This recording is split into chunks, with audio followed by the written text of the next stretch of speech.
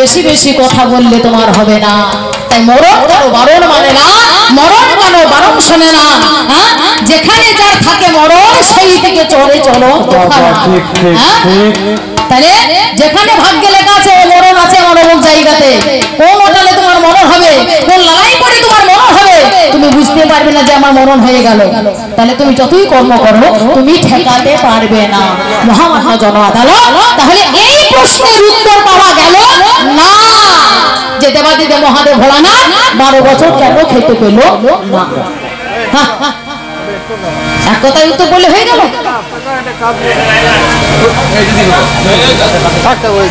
আমি তোমাকে জিজ্ঞাসাবাদ দাবি রেখে দিয়েছিলাম, মা ভালো কর্ম করলো, বাবা ভালো কর্ম করলো, মাও সুন্দর বাবাও সুন্দর, ছেলে বিকলাঙ্গ হয়ে গেল।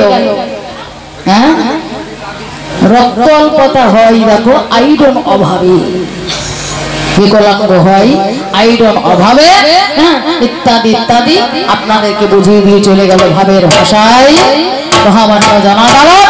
আমি তোমাকে দাবি রেখে দিয়েছিলাম, বলতে পারো এই কলিযুগের মাঝখানে যখন ভগবান পুরী ধামের মধ্যখানে এলো জগন্নাথ রূপে, জগন্নাথ সুভদ্রা বলরাম তিনজন, জগন্নাথ এবং তার দাদা বলরাম স্বয়ং ভগবান হয়ে 7 দিন ধরে না খেতে পেয়ে এদার ওদার করে দাঁড়ে দাঁড়ে ঘুরে বেরিয়েছিল। কেন? পেটে খোল করতাল বাজে, ক্ষুধার জ্বালায়, পিপাসার জ্বালায় তারা জর্জরিত হয়ে তারা দাঁড়ে দাঁড়ে ঘুরতে হলো। তাদের কোন কর্মের ফল তাদের ভোগ করতে হলো? পেয়েছেন বাবা, পেয়েছেন না? তো চিৎকার কিসের?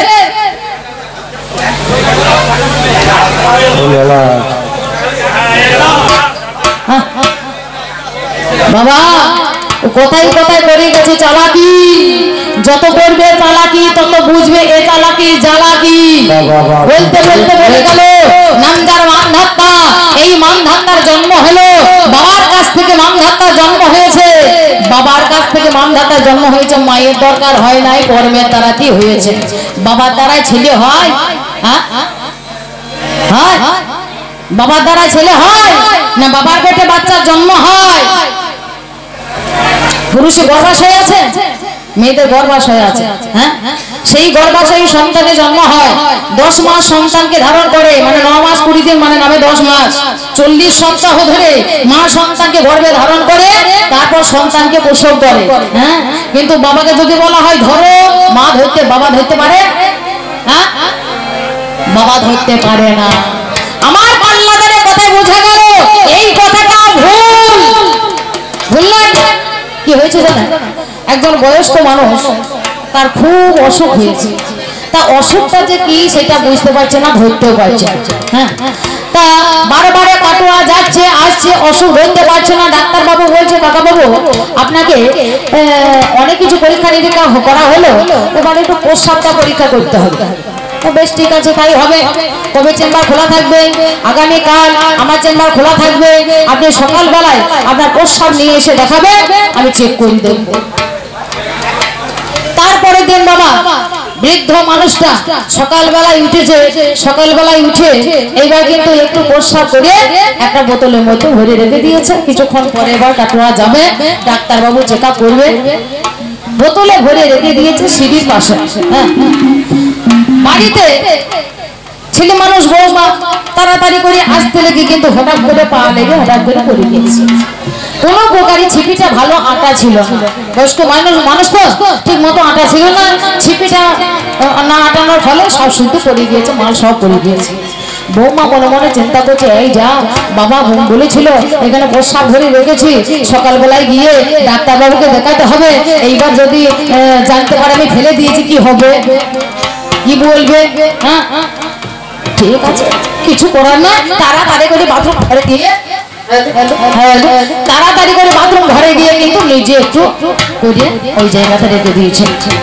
এইবার পুরো সকালবেলায় হ্যাঁ দান মাজা খাওয়া দাওয়া করে এবার গিয়েছে বেরিয়ে ডাক্তারবাবুর কাছে গিয়ে হাজির।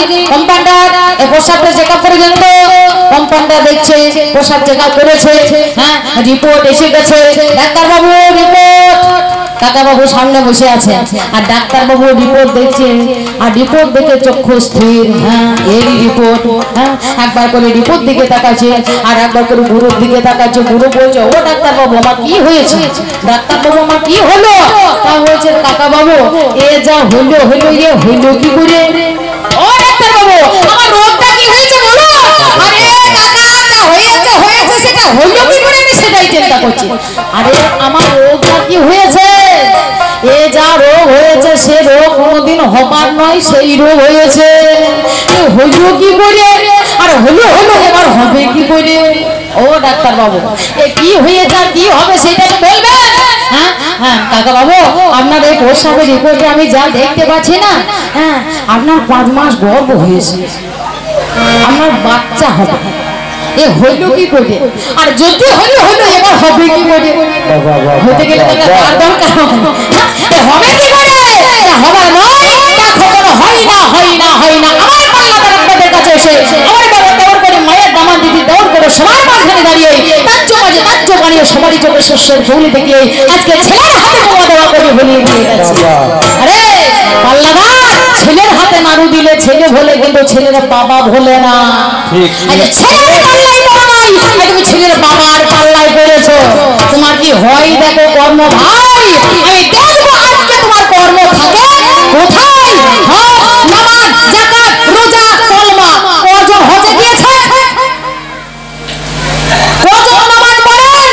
ফজর জোহর আসর মাগরিব ঈশা 5 ওয়াক্ত নামাজ পড়ে। আজান ধ্বনি হয় সকাল বেলায়, আজান ধ্বনি হয় সেজদা দেয়। সেই আজানে যে কথাগুলো বলে তার থেকে একটা কথা বেশি বলে কি জানেন? আইসালাতু খায়রুম মিনান নাও, আইসালাতু খায়রুম মিনান নাও। হে মুমিনগণ এখনো সময় আছে, শয্যা ত্যাগ করে তোমরা নামাজে এসো, তোমরা সেজদায় দাঁড়াও। কজন যায়?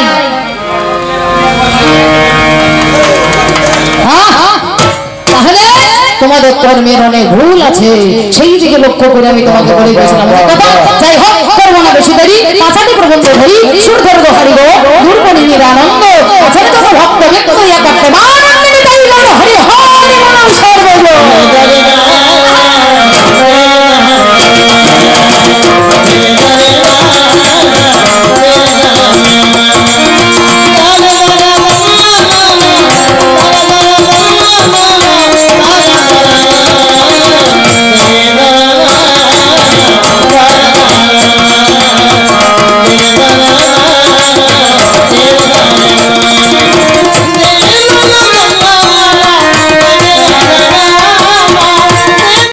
সৃষ্টি হলো আজ বিধাতার কারণে সবই হয়েছে।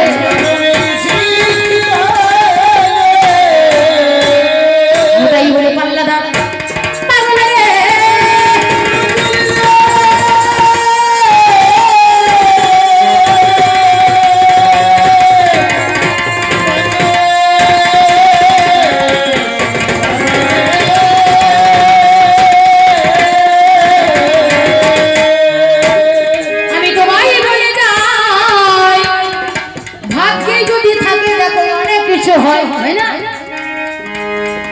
কৃষ্ণের একটা সখা ছিল নাম যা সুদামা, নাম হচ্ছে সুদামা।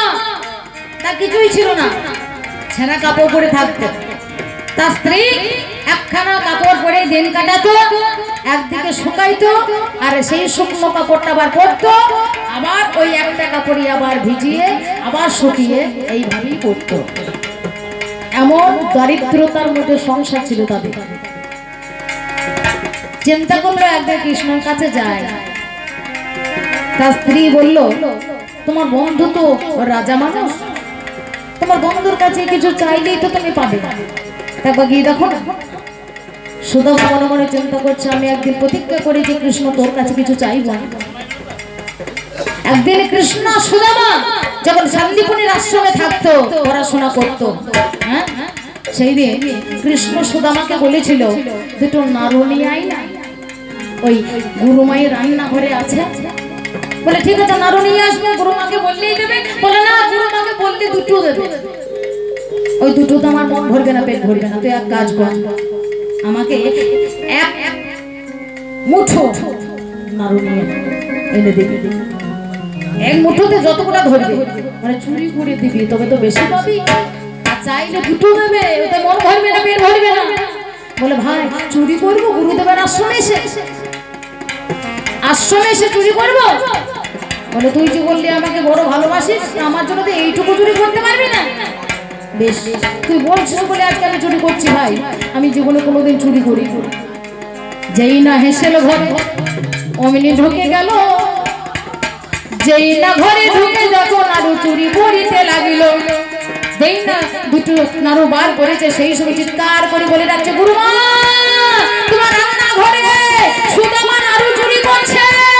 ছুটে এসে গুরুমা দেখতে পেল, হ্যাঁ সত্যই তো সুদামা, তোমার গুরুদেব তোমাকে এই শিক্ষা দিয়েছে, চলে যা, চলে যা তুই আমাকে, আমি তোর মুখ দেখতে চাই না, তুই দূর হয়ে যা, তোর মতো ছাত্রের প্রয়োজন নেই।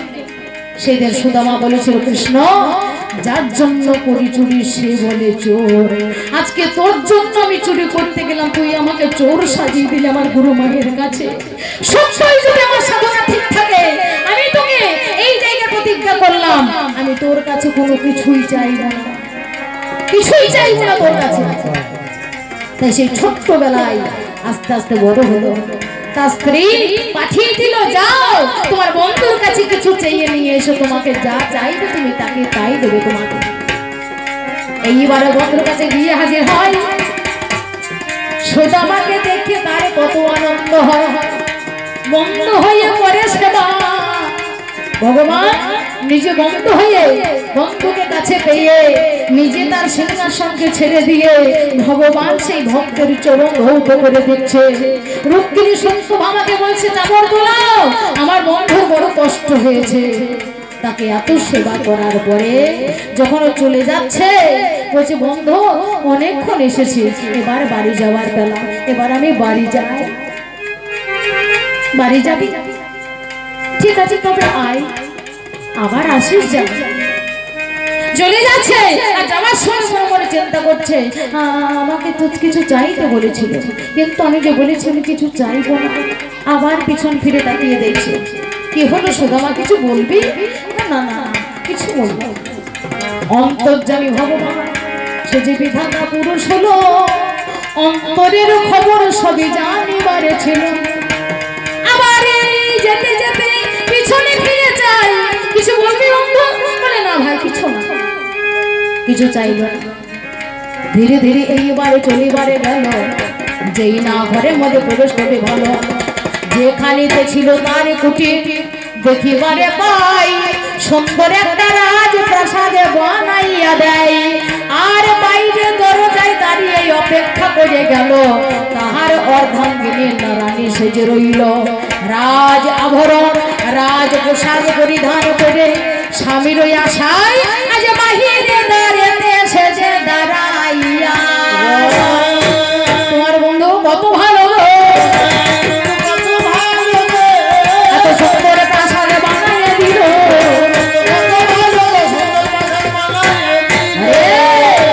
যদি আমি চাই রাজকুটির থেকে রাজপ্রাসাদ হয়ে যায়, আর যদি আমি চাই ওই প্রাসাদ থেকে কুটিরে পরিণত হই রে।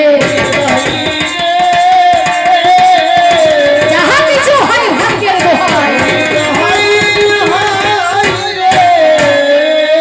আমি আর একদিনের কথা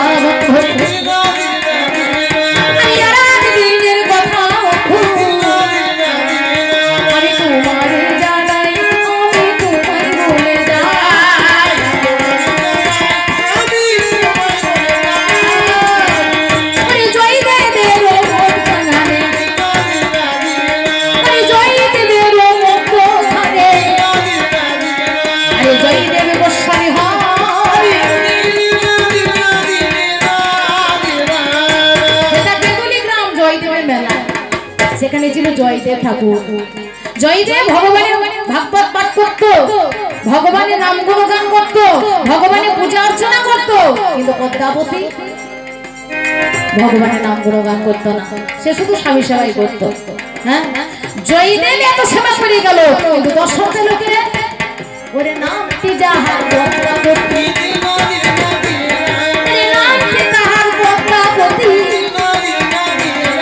ভগবানের দেখা পেল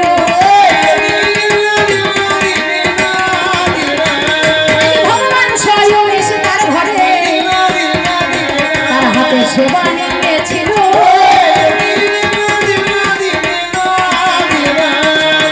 পদ্মাবতী তাকে সেবা করাইল পুনরায় জয়দেব ঘরে বসে ফিরে এসে দেখছে ওই খাবার পাতায় বসে সেবা করছে জয়দেব এসে বলছে কি গো পদ্মা আমার সেবা না দিয়ে তুমি সেবা করছো বড় প্রথমে তো ক্ষুধার্ত হয়েছিল বুঝি বলে স্বামী গো আমি তোমার সেবা না দিয়ে তো কোনোদিন সেবা করি তুমি আমার স্বামী নও আমার যে স্বামী সে সেবা করেছে তাকে সেবা করিয়ে দিয়ে ওই বউ টোকানা ঘরে সে আছে শুয়ে বলে না না না আমি তো স্বয়ং জয়দেব তোমার স্বামী বলে না তুমি কোনো ছদ্মবেশ পুরুষ বলে না গো তুমি বিশ্বাস করো তুমি তো এই আমার তেলের বাটি এই গামছাটা দিয়ে বললে তুমি স্নান করে এসো তাহলে তোমার এর আগে তোমার কাছে যে এসেছিল তার কাছে এই তেলের বাটি ছিল না গামছাটা ছিল পদ্মা মনে মনে চিন্তা করছে না তার কাছে তার কাছে কোনো গামছা তো দেখলাম না তার কাছে কোনো তেলের বাটিও দেখলাম না তবে কে সে আমি যার সেবা দিলাম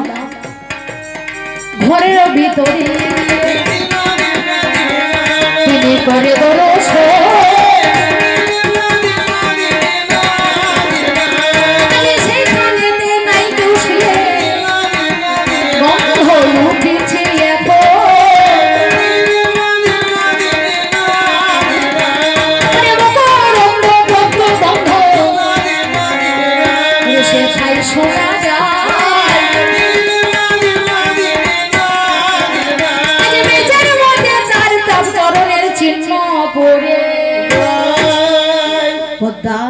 আমি এত সেবা করে গেলাম এত নাম গুণগান করে গেলাম আমি তার দর্শন পেলাম না আমি তার সেবা করার সুযোগ পেলাম না আর তুমি তার সেবা করার সুযোগ পেলে সবই ভাগ্যের দ্বারাই হয় এত চাইলেও পাওয়া যায় না আবার না চাইলেও স্বয়ং ভগবান নিজে থেকে আসে রে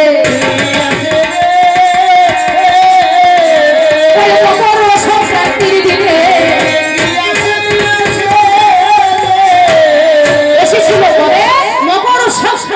দিনে যে মকরের জল উজানে বইছে দেখবার জন্য কত ভক্ত গণে যায় সেই দিনে জয়দেবের মেলায় যাই হোক তোমার যা বলার ছিল আমার ক্ষুদ্র তো ভান্ডার খুলে তোমাকে বলা গেল এবার আমিও যাওয়ার আগে আমি তোমাকে কিছু কথা জিজ্ঞাসা বা দাবি রেখে যাই কিছু জিজ্ঞাসা রেখে যায়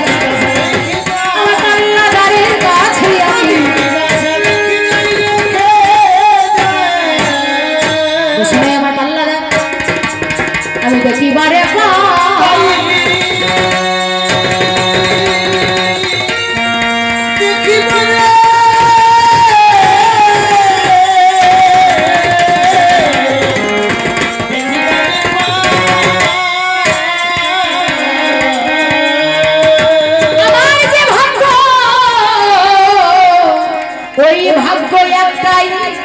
ওই ভাগ্য বিধাতাই একটাই হয় ওই ভাগ্যের কোনো ভুল তো না হয় ভাগ্যের কোনো ভুল হয় না ভাগ্যের কোনো ভুল হয় না অদৃষ্টের কোনো ভুল হয় না কর্ম তোমার ভুল হয় কেন কর্ম তোমার পদে পদে ভুল কেন প্রথম নাম্বার জিজ্ঞাসা কর্মের অনেক ভুল আছে এই কর্মের এত পদে পদে ভুল কেন আমি দ্বিতীয় নাম্বারের দাবি তোমার করি নিবেদন শোনো আমার পাল্লাদারে বলে যাই এখন তোমার কর্ম যদি এত বড় হলো দেখিবারে পাই ওই কাশী ধামের মাঝখানেতে অন্নপূর্ণা রয় সেখানেতে বিশ্বনাথ স্বয়ং মহাদেব গেল ওই যে মহাদেব গিয়ে দেখো অমনি হাজির হলো এই কাশী ধামে বিশ্বনাথ অমনি হাজির হয় আচ্ছা এই কাশী ধামে যত ভক্ত যায় সবাই খেতে পায় কাশী ধামে যত ভক্ত যায়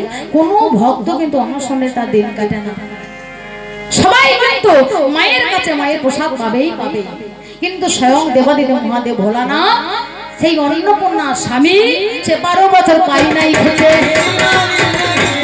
সেই 12 বছর পাই নাই খেতে কোন করবে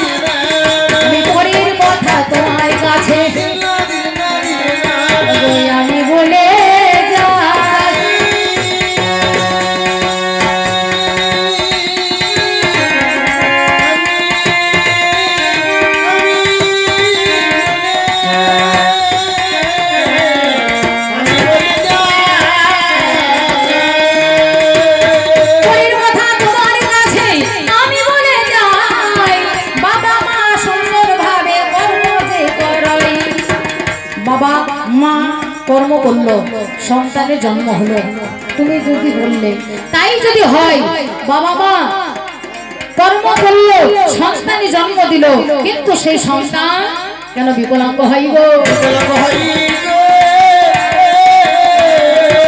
অন্ধ হইব, অন্ধ হইব, বিচার করে আমায় বলো, কেন ছেলে পঙ্গু হয়, কেন ছেলে বিকলাঙ্গ হয়, কেন ছেলে অন্ধ হয়, বিচার করে তুমি বলো। শেষ কথা তোমার কাছে আমি বলে যাই,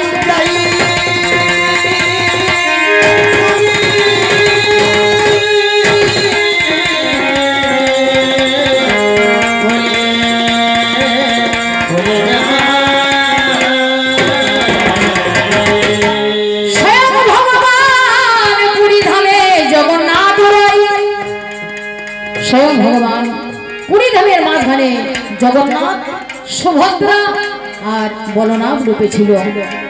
সেইখানে জগন্নাথ ধামের মাঝখানে স্বয়ং জগন্নাথ এবং বলরাম দুইজনে 7 দিন ধরে ওই জগন্নাথ এবং বলরাম খেতে পায়নি। এই জায়গায় ওই জায়গায় সে জায়গায় করে ঘুরে ঘুরে বেরিয়েছে, পেটে খোল করতাল বেজে গেছে ক্ষুধার পিপাসায়, কিন্তু তথাপিও সে তারা খেতে পায়নি। এরা কোন কর্মের ফল গো? দুই ভাইয়ের তারা পাই না খেতে।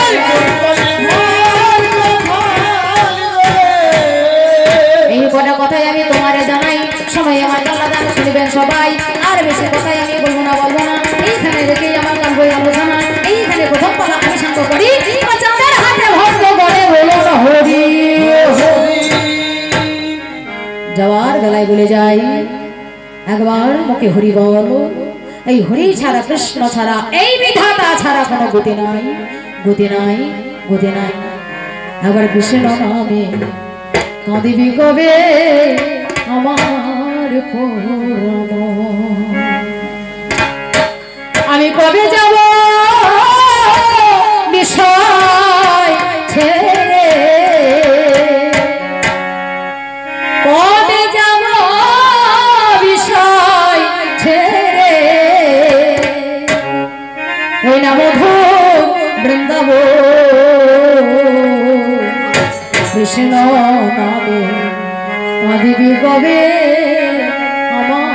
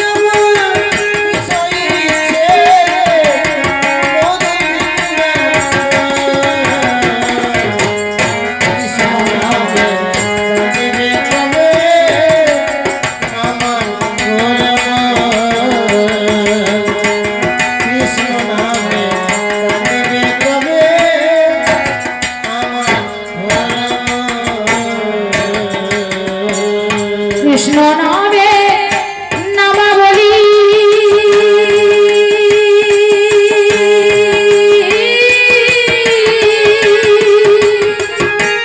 পূর্ব কবি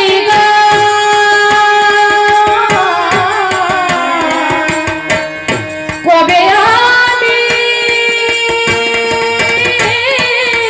সকল ছেড়ে যাব।